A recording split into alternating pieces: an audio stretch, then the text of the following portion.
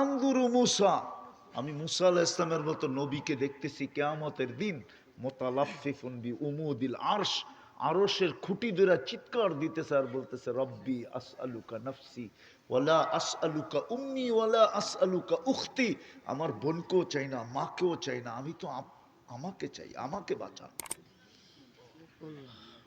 জিবরিল পর্যন্ত কেন চিৎকার দিবে? জিবরিল মাটিতে পড়বে আর চিৎকার দিবে রব্বি সাল্লিম সাল্লিম, রব আমাকে বাঁচান। পায়ে হাত দিয়া বলি আসেন চিন্তা করি।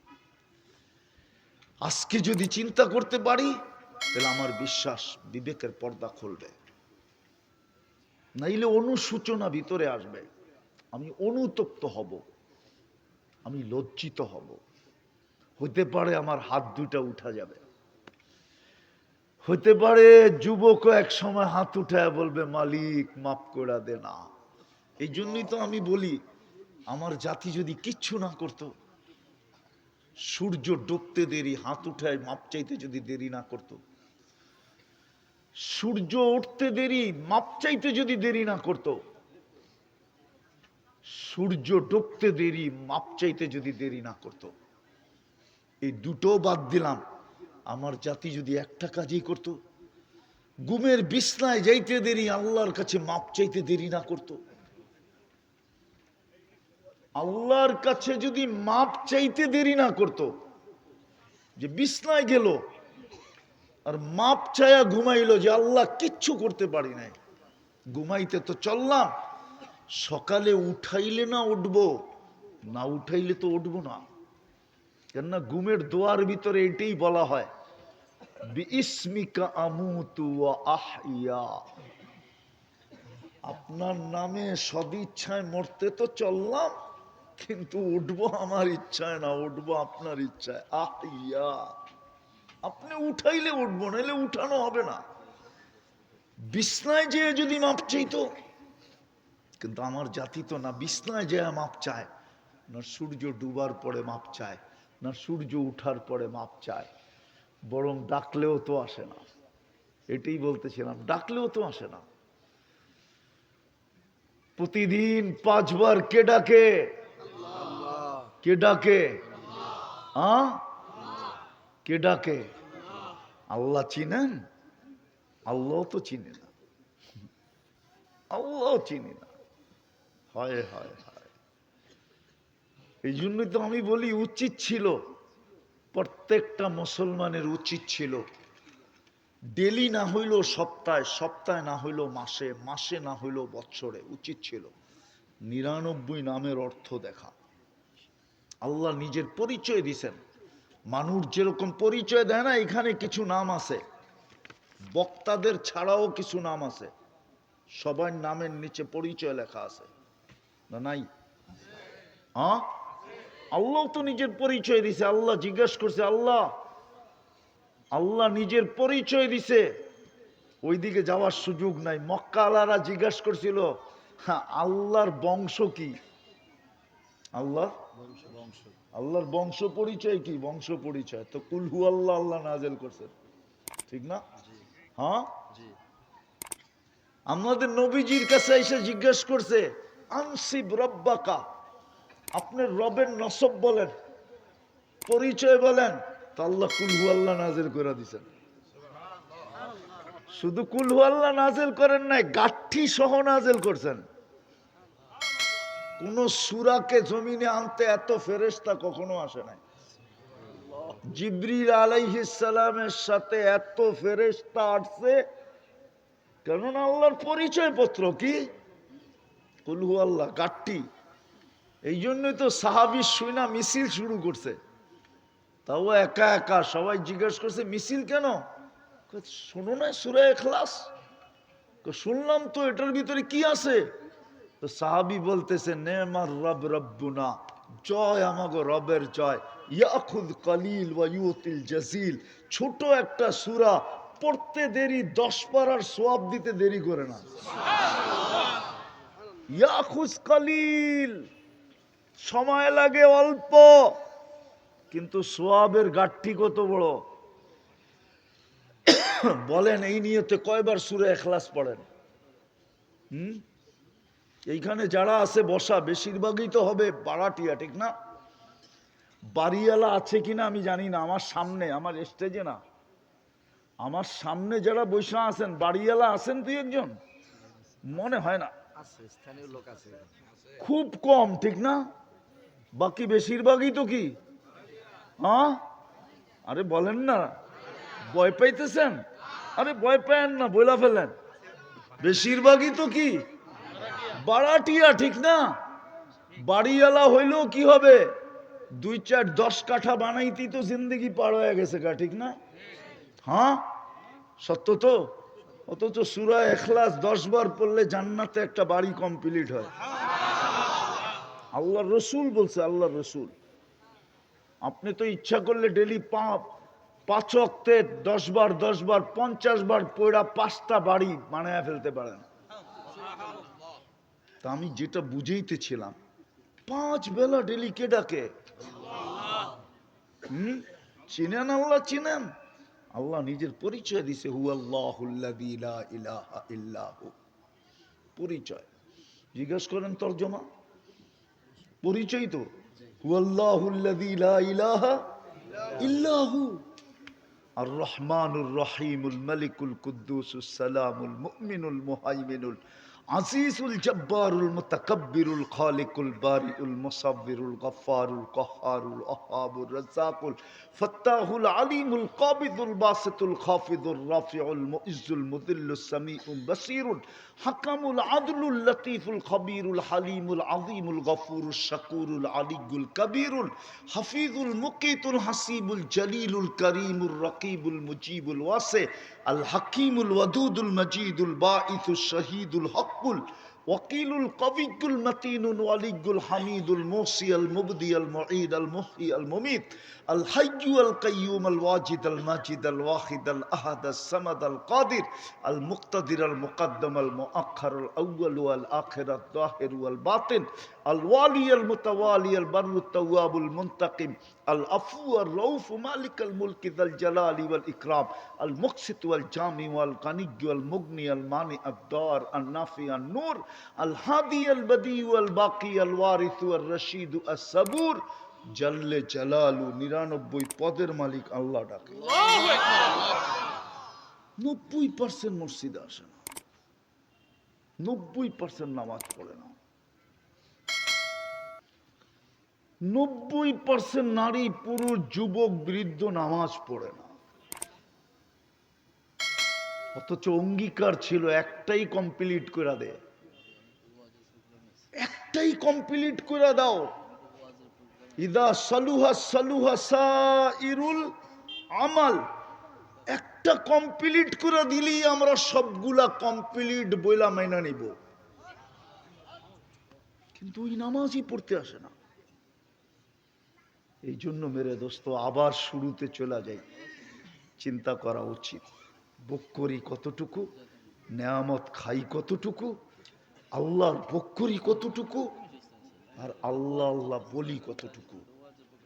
কালকে আমি যে যাত্রী, পরিসমাপ্তি ঘটার পরে এই চেহারাটা আল্লাহকে দেখাবো কি করে? চিন্তা করি একটু।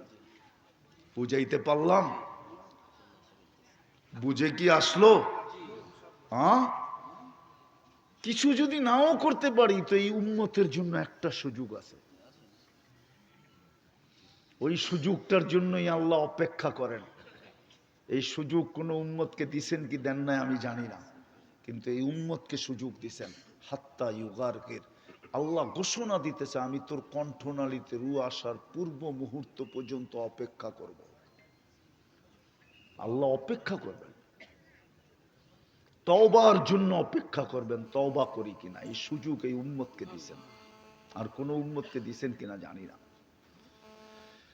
হায়, শাবান তো আজকে আসে নাই, রজব আজকে আসে নাই।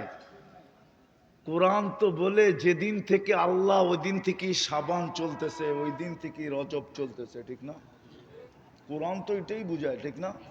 হ্যাঁ, ইন্না ইন্দাতাশ শুহুরি ইনদাল্লাহি 12 শাহরান ফি কিতাবিল্লাহ। কিন্তু কোন উম্মতকে এই দোয়া শিখান নাই, বারিক লানা ফি রজব শাবান ওয়া বাল্লিগনা রমাদান। এই দোয়া কোন উম্মতকে শিখান নাই, কিন্তু এই উম্মতকে শিখাইছিলেন। রজব কিন্তু শেষ, শাবান কিন্তু শুরু। শাবানের 2 তারিখ হলো আজকে, শাবান শুরু। আমি জানি না এই মজমা দোয়া কতটুকু পড়ে। সমস্ত সুযোগ এই উম্মতকে দিছেন। বিদায় যদি কথা বুঝে এসে থাকে, তাহলে চলেন কমসে কম আল্লাহর কাছে তওবা করি। তওবা রাজি? কে কে রাজি তওবা করতে? পাক্কা? তাইলে বলেন আল্লাহ অতীত থেকে তওবা করলাম, আপনি আমাদের তওবা কবুল করেন। নামান 2টা কাজ শুরু করেন, 2টা কাজ। এই উম্মত বেশি পরিশ্রম করতে হবে না। এই উম্মতের সাথে আল্লাহর কেমন দোস্তি একটু আগেই বলছিলাম। যদি বুঝা থাকেন তো বুঝতে পার, যদি বুঝা থাকেন তাহলে বুঝছেন, নাহলে আমি সারা রাত বুঝাইলেও বুঝবেন না। আমি বললাম না একটু আগেই যে আল্লাহ বলে সমস্ত তোমরা আসামিকে শাস্তি দিতে অভ্যস্ত, আমি মাফ করতে অভ্যস্ত। এটা ভালোবাসার বিকাশ।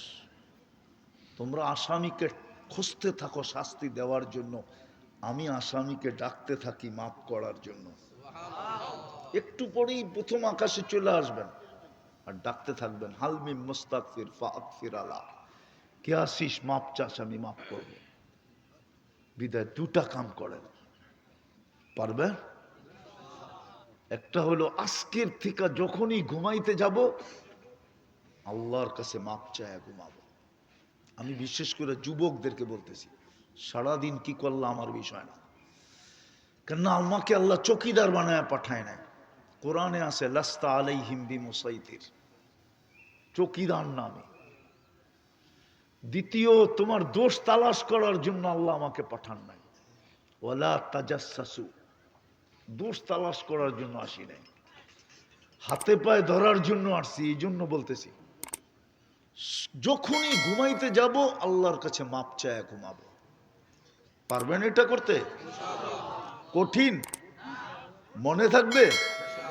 আপনি কন্টিনিউ 6 মাস করে দেখেন রেজাল্ট কি দাঁড়ায়, আপনি নিজে চোখে দেখবেন। ওই রেজাল্ট বা ফলাফল জানানোর জন্য আপনি আমাকে খুঁজবেন, আমার বিশ্বাস। আমি মা বোনদেরকেও বলতেছি, আপনাদেরকেও বলতেছি, নাইলে এই দুনিয়ার মাটি নিয়েই খুশি হয়ে থাকতে হবে। দুনিয়ার মাটি নিয়েই খুশি হয়ে থাকতে হবে, সুযোগ নাই, সময় নাই। নাইলে আল্লাহ এই উম্মতকে কিনতে চাইতেছেন। ইন্নাল্লাহ হাশতারা, আল্লাহ বলে তোদেরকে আমি জান্নাতের বিনিময়ে কিনবো। জান্নাত, আপনারা জান্নাত চিনেন না? জান্নাত কি জিনিস? জান্নাত কি জিনিস এটা আমরা জানি না। ওই জান্নাত দিয়ে আল্লাহ কেনার জন্য প্রস্তুত আছে। নারীকেও কিনবে, পুরুষকেও কিনবে, যুবককেও কিনবে, বৃদ্ধকেও কিনবে, গরিবকেও কিনবে, ধনীকেও কিনবে, রাজাকেও কিনবে, প্রজাকেও কিনবে। প্রত্যেক ব্যক্তিকে আল্লাহ কেনার জন্য প্রস্তুত আছে। কিন্তু শর্ত হইল ওইটাই, জান্নাতের উপযোগী বানাইতে হবে। এই জন্য শেষ কথা, যখনই ঘুমাইতে যাব আল্লাহর কাছে মাপ চাবো, তারপরে ঘুমাবো। পারবেন? দ্বিতীয়, আজকের থেকে নামাজ কখনো ছাড়বো না। ওয়াদা? পাক্কা? হ্যাঁ পাক্কা তো? হ্যাঁ। আর এই উম্মত যদি শুধু 1 মাস নামাজ পড়তো, 1 মাস, কয় মাস? হুজুররা মনে হয় আমার লগে একমত হবে না। আচ্ছা বইলা দেখি, 1 মাস যদি এই উম্মত নামাজ পড়তো, 1 মাস, 100-এ 100, 1 মাস যদি মসজিদ না ছাড়তো, 1 মাস। রমজানে প্রত্যেক ফরজকে 70 গুণ বাড়ায় দেওয়া হয়। কয় গুণ? কয় গুণ? সত্য তো?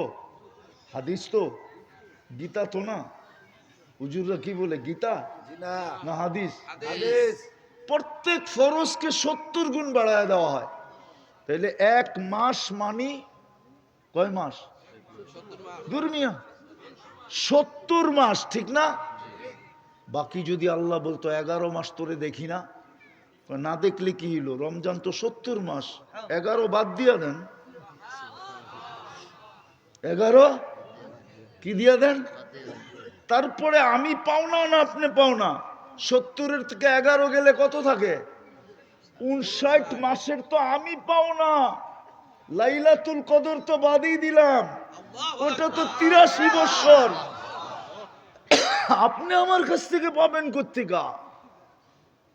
এই জন্যই তো 70 গুণ বাড়াইয়া দিছিলেন ফরজ, নফলকে ফরজের মর্যাদা দিছিলেন, যেন এই উম্মত যেন কোনো ঘাটতি না নিয়ে আসে, রিকভারি করে আসে, এই উম্মতের জন্য সমস্ত কিছু পরিপূরক হয়ে যায়। আজকের থেকে নামাজ ছাড়বো না, ওয়াদা পাক্কা।